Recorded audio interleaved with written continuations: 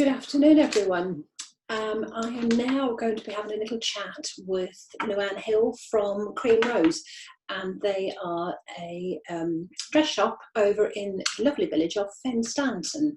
Luanne will be logging on in just a couple of seconds, and I'm just moving the camera just so that I've kind of got it like in the right place, because otherwise I'll just be looking somewhere different.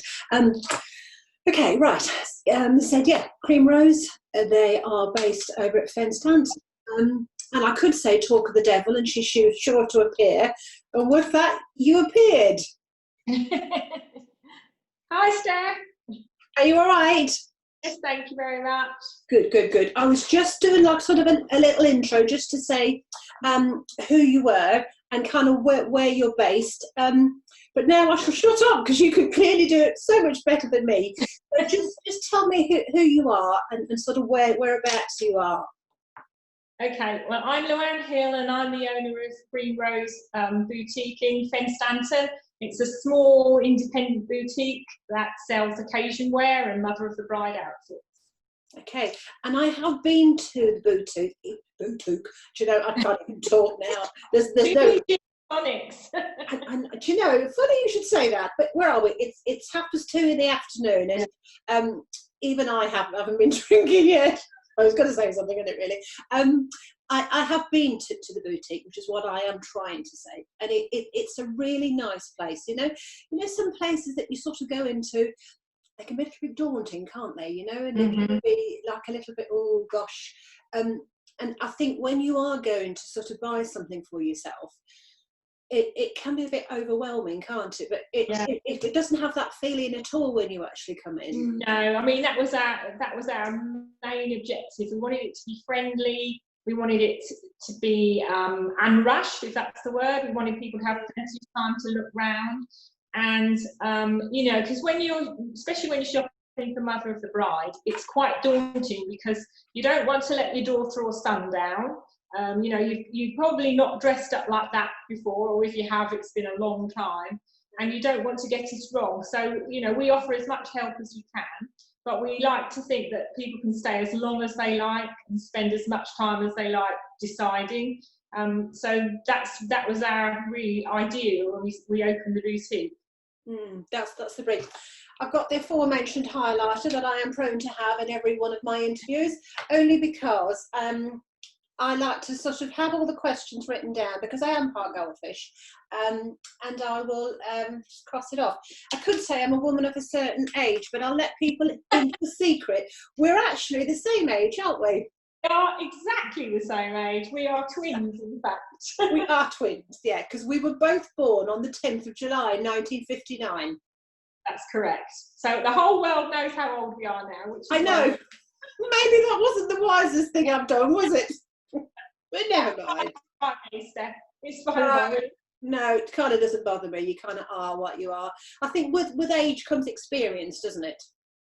Yes, and the ability to show patience, because I think we all know, don't we? Sometimes reacting immediately is not the correct thing to do, and as you get older, you realise that time is the best solution to all problems. Sometimes it is. So yeah. And also, I think when you sort of get a little bit older, not that we are old, clearly, because we're our lives here, aren't we? I think it comes confidence as well, doesn't it? A confidence sort of in yourself. Yes. Now, I like to think I'm a reasonably confident person, but when I go to buy something like that, I mean, it sort of takes my mind back to when my daughters were getting married. I found the whole experience incredibly stressful, even though this is what I do for a living. You know, yeah. I'm inside like this wedding bubble, and I have been for so many years. I almost can't find my way out again. But even I found it, you know, sort of like a little bit intimidating. Yeah. So what kind of tips and things would you actually say to mother of the bride and mother of the groom to sort of try and breathe and go through that? I mean, our first thing is to make people feel relaxed, and people come in and they fall into two categories. You either have people who know exactly what they want or think they do, and you have people who are really, really nervous and just haven't got any clue. And on top of all of that, you have all the input from friends, family, sisters, mothers, and of course, you know what they say, a camel is a horse designed by a committee. So like that. Sometimes it's better to come on your own first. Yeah.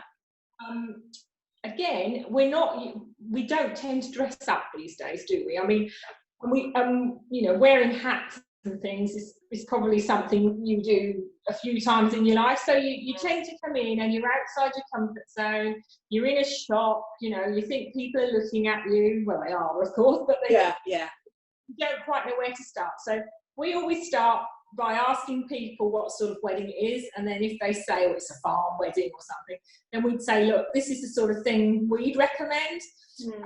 But on the other hand, you are the mother of the bride or the groom, therefore you have to make sure that when you walk in, people know exactly who you are. Absolutely. Yes, that's really important. The other thing is, when you're in a shop, you're in a very unreal environment. For example, no matter how hard you try with lighting, you can never get proper daylight in a shop. So if it's an outside event, we encourage people to go outside to see what they look like, and also, you know, your hair's not done, your makeup's not done, so it's a bit of that. And we always think if someone's very nervous, start with something simple, then build on that. So do you think, just sort of following on to that, if you are going out and, you know, you are going to be a mother of the bride, mother of the groom, that you should put a little bit of polish on the face, put a bit of slap, you know, titivate the hair a little bit. So, you know, I mean, I think it does make us ladies feel like a little bit more confident if you've got a bit of lippy on and you sort of feel, you know, sort of halfway human. So do you think, is it worth doing that, or? And we're happy with that, as long as it's not something that's going to come off when you're trying clothes on, obviously. But what we do really recommend is that you get some decent underwear, and by that I don't mean, you know, so you're going to look like a supermodel, but something that's going to give you a smooth line, hold you in a bit, and bring a pair of shoes, because although we have shoes, obviously, you know, you know what's comfortable for you. You know what height you can wear. You know, if it has to be that you wear flats, then obviously that's going to make a difference to the way you stand. And really, you know, it's come with good underwear is good underwear recommendation. Something that will hold it all in and sort of put it in the right places where it's supposed to be going. I'm known in the shop as the bra lady, only because I'm always fiddling with people's bras, and I don't mean to be rude, but you know, so many people, ladies, are wearing totally the wrong size bra or the wrong style bra, and it makes such a difference to your outfit. So, you know, and also that can add to the embarrassment. Sorry, that's my phone.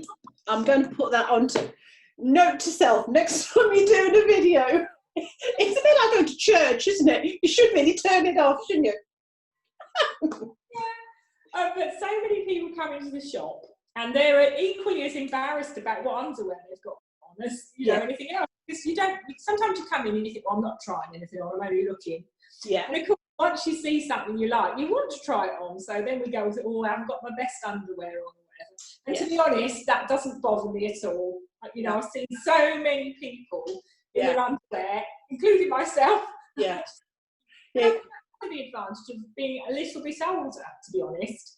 You know, I don't think people feel quite so, you know, so nervous when you've got someone of not a similar age, but generation. Yeah, that's right. And some people are, I think, just sort of naturally more confident, and it does come down to the confidence thing again. Some people are more naturally confident with themselves and they'll just whip it all. You know, it's like when you go on your hollybobs, don't you? You know, and some folk just whip it all off and there they are on the beach. And others, you know, when they're behind the towel, they've got it all going on. And I suppose it probably is just like a confidence thing. You know, and that probably does come with age, but it does help, you know, when you're in an environment where it's kind of non-pressured and it's relaxed and it's friendly, and you can sort of just feel comfortable. And it's like you said, everybody's got an opinion, haven't they? Absolutely. Yeah. Yeah. You know, and maybe what you think looks good on you, maybe doesn't. And I suppose there is a skill in being able to sort of say, well, maybe that's not the best outfit for you, and maybe that doesn't sort of show off your best feature, really, doesn't it?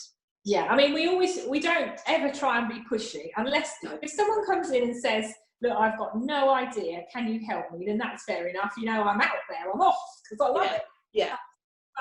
But if we can detect very early on whether someone's nervous, and we play it very slowly. You know, we don't crowd that person. We've got a lovely dressing room at the back of the shop with loads of mirrors and things, and you can go in there and be on your own. But lots of people do get their own opinions from what other people are saying. And you know, the trouble is, everyone, unless you're in the profession, everyone likes what they like. It's not a case of what looks good on the person who's trying it on. It's, I would like to wear that, you know. So you get this total pulling of this person. Oh, I like that, but I didn't like that. And you end up with a camel. You end up with something trying to please everyone. And of course, they're not comfortable on the day. So that's the thing. Yeah, you do have to be comfortable in it. I mean, when one of my daughters, my second daughter Rachel, got married, or was it the first? You know, you forget. I told you I am part goldfish. I had this lime green and sort of brown creation going on, and it was fabulous. I mean, it looked really nice. But I had this big hat, and it was a big hat. And you know, yon hat was the bane of my life the entire day. Yes, absolutely. I couldn't keep the thing on, you know, every 5 minutes in the church, and I'm almost walking about permanently hanging on to it, because lots of the girls, well, in fact, both of them did. We were outside in the garden afterwards where we had the drinks reception, and I'm hanging on to this because the wind was blowing it, you know, and the whole day long. And I was so happy when it came to the point where I could take the hat off, you know. So I suppose that's, like you say, it's something that you have to think about as well. Where are you going to be? Exactly. And also, you know, we're not at the moment, but typically if you're in the wedding party, you're kissing nearly everybody that comes along. And of course, if you've got a hat like here and someone comes in, it just keeps getting knocked off. So Helen, who's our milliner, she recommends that you don't have a hat that sits flat on your head. You always have one that's angled. And also, as you say, fixing it on a headband, again, is another way. But there's all sorts of things. And, you know, there's always a solution to everything. There is, you know, I've not come across someone yet who I haven't felt that they've gone out feeling like $1 million, and they'll look fantastic in the pictures. But, you know, it's, as you know, Steph, you meet all sorts of people with all sorts of problems and issues and dilemmas they have to solve, but they're all solvable. Always. There's always a solution, because you know, you think, well, where there's a will, there's a way. And if there's one thing I've kind of learned over the years, is to sort of be guided like sort of a little bit by the experts, really, because I mean, I know you know a lot about personal styling, and you know about sort of what works and what doesn't work. And I think you should almost turn yourself over a little bit. I'm not saying that you would come out looking like a Mohican or a punk or something, or like your daughter or son's wedding, because that just wouldn't happen. But you know, almost let yourself be sort of guided by the people that know, you know, isn't it really? Yeah, I mean, that's my ideal customer. Someone who comes in and says, Luanne, you know, can you help me? Can you tell me what colours I should be wearing, or what style would suit me? And, you know, we're all different. We're all different. And that's the key to it. I mean, the key to anything like this, anything that's so personal. I mean, not being funny, when you're asking someone to strip down to their underwear, you're seeing them, you know, it's not quite as bad as seeing someone have a baby, but, you know, it's that sort of... It's quite exposed, isn't it? Yeah. So, you know, the older we get, the more we hang on to our hang-ups, you know. So, for example, when I was at school, I had such thin legs, I used to get now now they're as fat as tree trunks, but to me they're still thin. Do you know what I mean? We hang up on things, and so people will come in and say, oh, you know, this, that, and the other, and you'll say, but that's untrue. But of course, it's in here. It's right deep down, and it's hard to make people see themselves differently. One way I like to do it is to say, imagine someone's taking a photograph of you, and you showed it to someone. Would they actually home in on your tummy? They don't. They look at the whole of you. Yeah. And we try to say that's what's important. You know, what you look like as a whole, not the one thing that you hung up on, really. Yeah, and that's true, because we all have preconceived, as in, oh, I don't like my ears, or I mean, I have an issue about my turkey neck, you know. You know, that sort of thing, or like sort of the arms. I can't wear anything short sleeves because I have the whole arms thing going on, you know. And but most, like you say, most of that's up here, and when other people see you, they don't see that. Plus the fact, I think, at a daughter or sort of son's wedding, after a while, people don't get hung up on that sort of thing, and they would just look and they think, doesn't she look really nice? She looks really happy, and you know, like her hat matches, and everything looks beautiful, isn't it? And I mean, I've done like a lot of wedding planning over it. If I put my wedding planner hat on as opposed to my sort of wedding shows hat on, I've sort of spoken to an awful lot of mothers of the brides and mothers of the groom over the years, and brides and grooms, and what is a huge, great big concern and a huge, great big worry before the day isn't quite such a big concern or such a worry on the day, because you just get swept up with it, don't you? Because because it's fantastic and things are moving all the time. And you know, I always say to people, when you think back about the wedding you've just been to, you don't remember all the perfectness of it. No. You remember the funny things and the things that slightly went wrong, you know.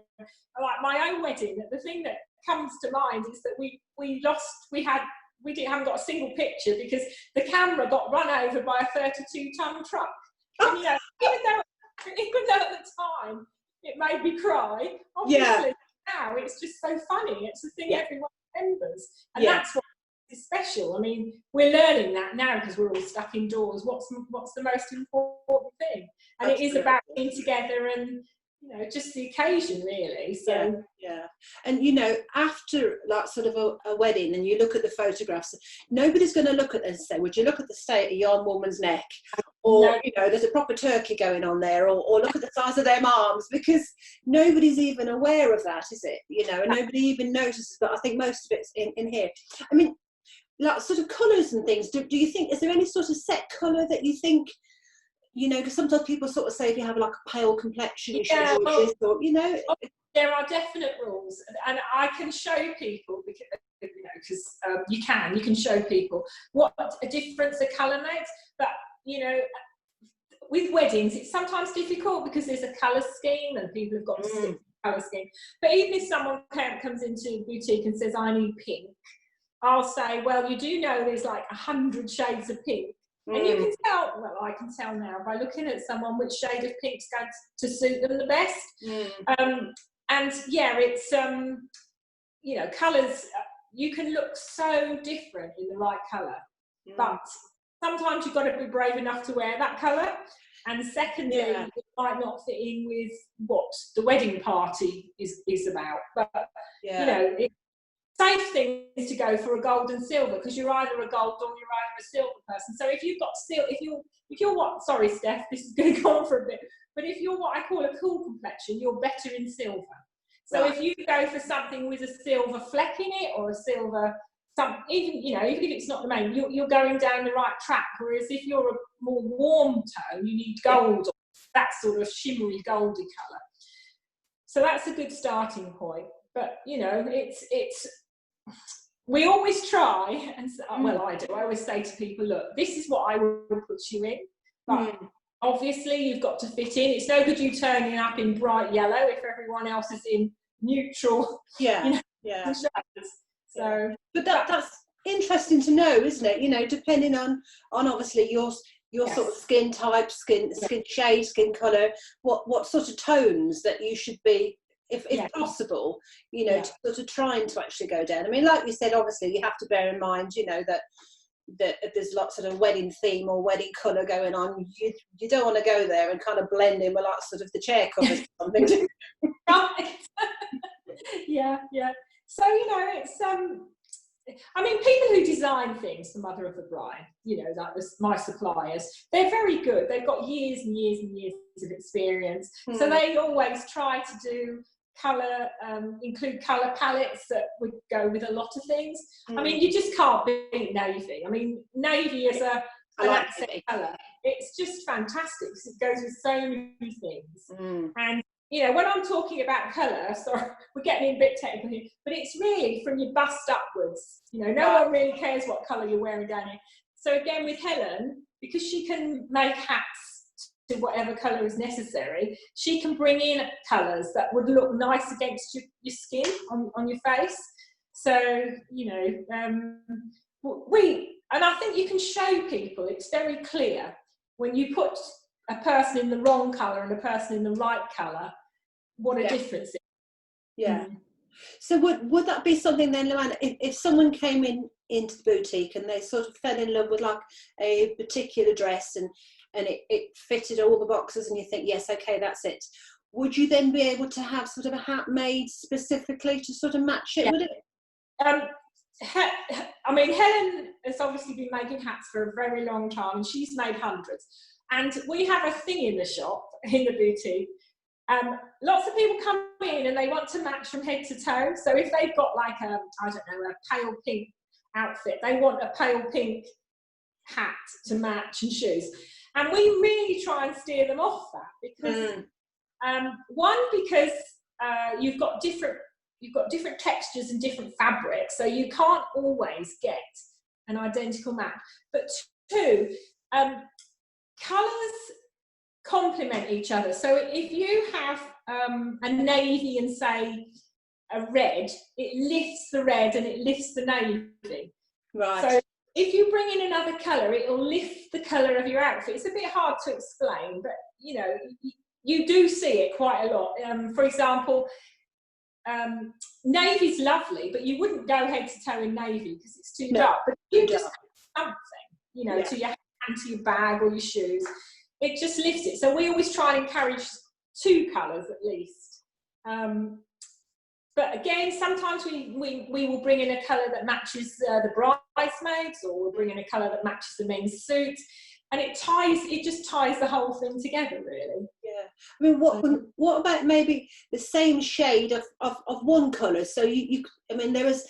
If I said blue, because I'm very much like a blue sort of, I mean, my entire house is blue and I wear a lot of navy, but there's so many different variations inside of that, isn't it? So you can play about with that, can't you, with like different shades and things.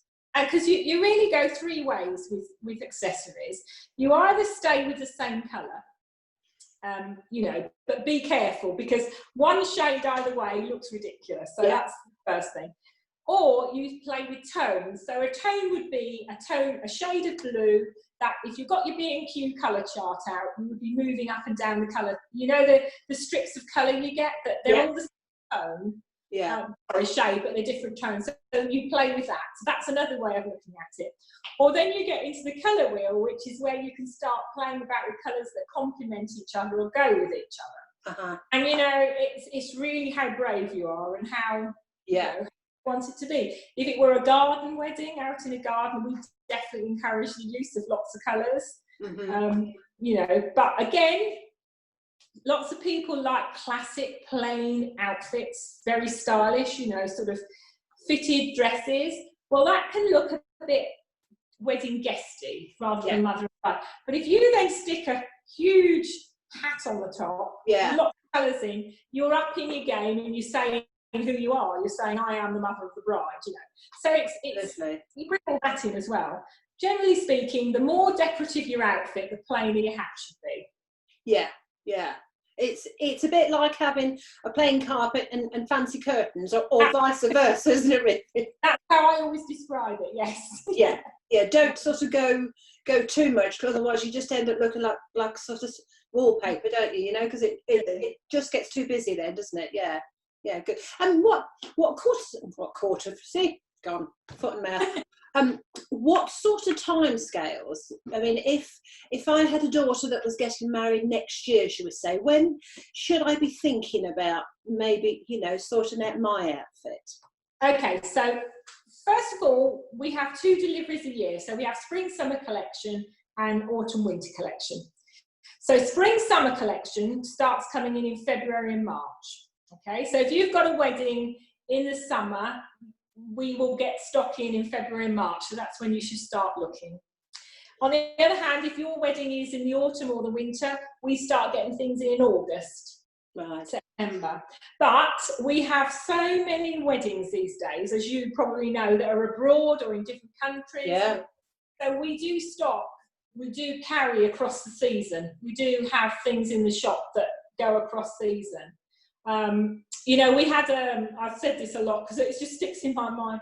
We had an igloo wedding where, it was in the summer, but of course you're in an igloo, so you really needed a winter outfit. So we do carry things like that. And then you get people getting married in the Caribbean in January and February. So again, it is cross season. But yeah, and there's nothing to stop you shopping the year before, because you could pick up a fantastic bargain. Yeah. Yeah, that's it, isn't it? What about, we're all shapes and sizes. We are clearly twins. We are. Slightly different sizes, but yeah, we are clearly twins. What about sizes and things in the shop? What do you actually sort of stock? Right, we go from, in the shop, we go from an 8 to a 28. Right, okay. We do have a few 6s, and some of the manufacturers, especially the European ones, make their sizes are much smaller than what we're used to. So an 8 could be a 6. We also have a range that they will make to order past the size 28. But being a stylist, I don't like styles that are designed for a size 10 and then carried up to a size 20 or a 22, because they just don't work. I mean, what suits a size 10 wouldn't suit, it may do, but it wouldn't really suit a 20 or a 22. So when we go shopping, we always look for styles for a particular size range. Definitely. Yeah. And it doesn't mean to say if you are a necessarily bigger lady or a smaller lady that you have to have a very set type of thing. No. There's so many different options, I'm sure. Yes, yeah. I mean, trouser suits are so big now because people hate legs. Yeah, I mean, people just don't like their legs, and they go, and we say, well, what about trouser suit? Because they're so pretty. That you think you were wearing a long skirt, to be honest. Really, yeah. So there's some love. So lots of manufacturers again have realised that women want trousers. They don't want skirts. They're not all size 10. 5'10" models with perfect legs. So. I suppose like a nice trouser with like a nice fitted jacket and something, and like as I said, like the right hat and what have you, would look really stylish, wouldn't it? Yeah. So much to learn. If you had to give a future mother of the bride, mother of the groom, one tip, what would it be? It would be, go for something you like, listen to everybody's opinion, but at the end of the day, go with something you like and listen to what your body's telling you, because I can tell immediately when I know someone's found their right outfit, and it's to do with the way you stand. Really? Okay? You stand totally different when you think you look good. And even though, yes, listen to other people's opinion, you've got to wear it, you've got to feel good. So choose what you want within the constraints of colours or something else. Yeah. And, come with an open mind. That's 2 things, Steph, but never mind. Come with an open mind. Yeah. Don't say those famous words, that's just not me. Because you don't know if it's you or not. No. So that's my advice. Often when you're sort of going shopping, strangely enough, I'm not that keen on shopping. I don't mind the shopping. It's just the trying on I don't like. I can't be faffed. But when I'm kind of looking at, you look at something hanging up on a hanger, and you think, oh no, that's clearly not for me, and I'll put it back. and then you wander along, but something draws you back to it. But when you actually try the thing on, it looks often so much different, doesn't it? It looks do you know what, we've got a theory in the boutique that if you put something on a dummy, it'll sell within, you could have had it for like 6-7 weeks, but Really? you put it on a dummy, and we're not, several of us, lots of us just cannot visualize what we'd look like. You just can't. So it's really important to try things on, even if you, like I always say to people, you don't have to buy it, just try it on to see what you look like. And often it turns out to be the one. I like to sneak something in, because we help them select some outfits, and then we take them to the changing rooms, and I always sneak one in, so that I think will suit them. Yeah. And the girls go, oh look, Luanne snuck one in again, so.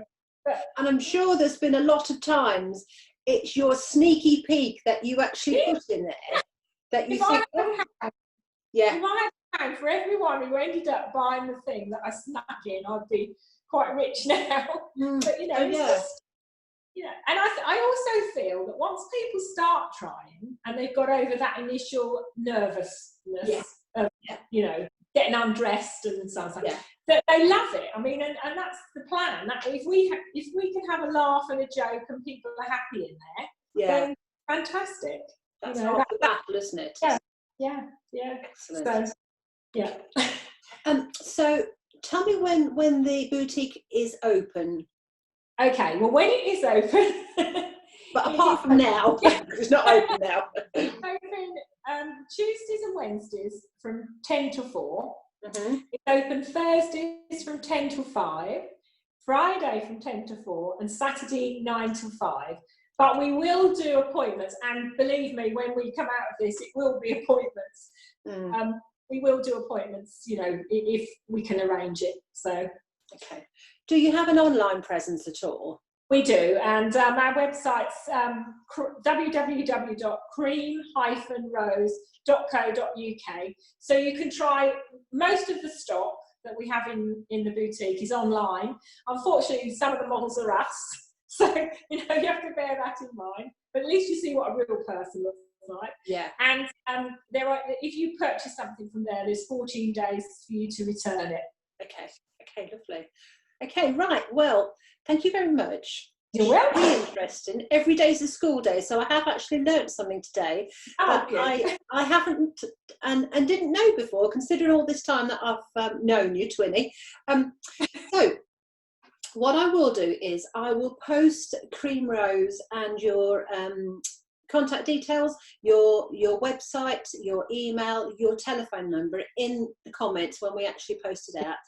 Cream Rose are going to be involved in the virtual wedding show that we've got taking place this weekend, which is the 8th, the 9th and the 10th of May.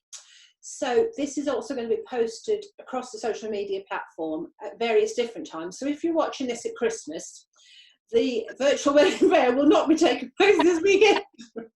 Yeah. So we'll be on a cruise then, Steph. Oh, don't even tempt me. I really can't wait. I can't wait. So if it is Christmas or it's any other time, but coming up for the 8th and the 9th and 10th, and obviously people want to sort of get in touch, I'll put the address of the shop as well in the comments, and we'll have the website. So if they want to whip over to the website, you can see what's actually on there. And hopefully, by the time all this nonsense is over and done with, and normal service is resumed, and we're all back to normal, then that people can sort of get in touch and come along to the boutique and have a little look-see. Fingers crossed. Yeah. Because I have been, and it's really, really nice. It has a nice, lovely, warm atmosphere. So yeah, it's nice. I like it. All right. Quite a nice cup of coffee as well, as I recall. Okay. Right. Bye-bye. It was lovely chatting to you. Yeah. Bye.